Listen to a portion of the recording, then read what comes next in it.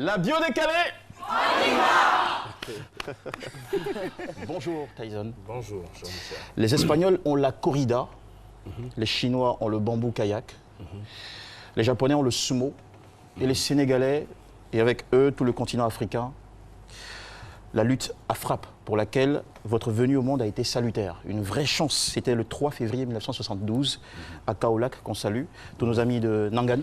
C'est comme ça que ça se dit au Sénégal. Vous avez grandi à Fass, un quartier qui a réputation d'être un quartier de lutteurs.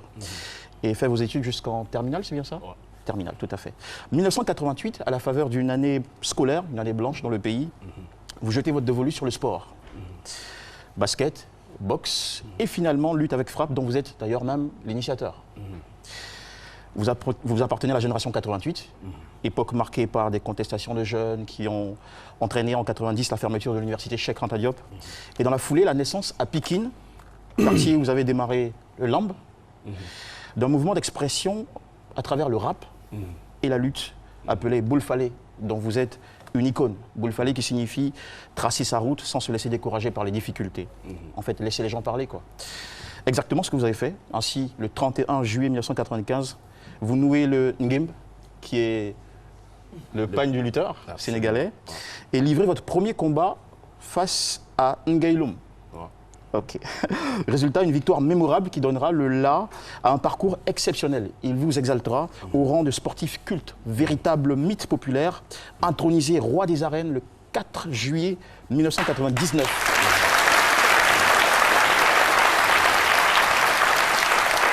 Vous êtes devenu une fascination pour des millions de jeunes Sénégalais. Chaque fois qu'on voit des jeunes s'entraîner à la plage au Sénégal, c'est sûrement parce que vous êtes passé par là.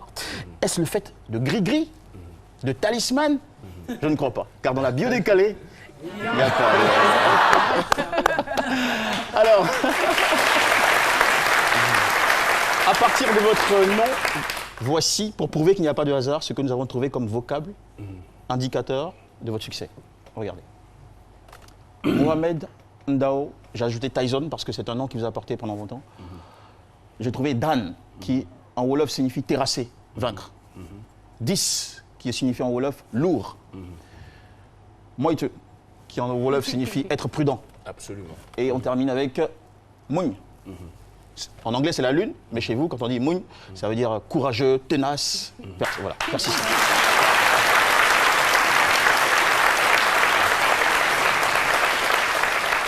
Alors, terrasser, c'est le premier terme. C'est le terme qui a fait de vous un sportif remarquable.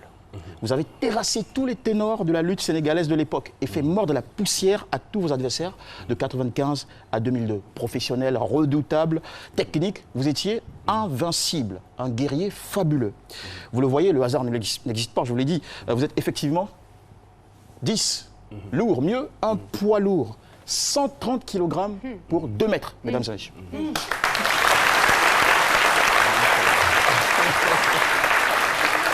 Mais avec vous, Tyson, il y a beaucoup plus que le poids physique. Il y a celui de l'influence. Tyson, vous avez su peser de tout votre poids sur la lutte au Sénégal pour faire décoller follement ce sport traditionnel auquel les jeunes ne s'intéressaient pas beaucoup. Et ce, grâce à votre sens incroyable de la mise en scène, aux effets d'annonce avant vos combats, à votre show à l'américaine. Vous avez suscité un engouement extraordinaire dans tout le pays, séduisant le grand public, les médias nationaux et internationaux, parce que vous exprimez bien en français, donc c'est une plus-value, une valeur ajoutée pour les médias internationaux. Et puis les sponsors. Chacun de vos combats était devenu un événement national. La ville se paralysait, le temps s'arrêtait. Tyson, grâce à vous, la lutte est devenue un gros business au Sénégal, beaucoup plus populaire que le football. Mais le succès à la Tyson, ce n'est pas que des exploits, c'est surtout une attitude. Moitou. Être prudent. Être prudent, c'est aussi la preuve qu'on est intelligent parce qu'on sait éviter certaines choses. Tyson, plusieurs stars se laissent piéger par le vertige du succès, le gaspillage, les dérapages. Et certains finissent même pauvres et endettés. Mais vous avez su être prudent et éviter certains écueils pour capitaliser votre carrière en exigeant des cachets énormes au fur et à mesure de vos victoires. Quelques exemples en passant. 150 millions de francs CFA pour un combat contre Yekini. 100 millions de francs. Plus de 100 millions de francs CFA pour votre combat contre Balagay. 120 millions de francs CFA officiellement pour votre combat contre Gris de Bordeaux. Et officieusement?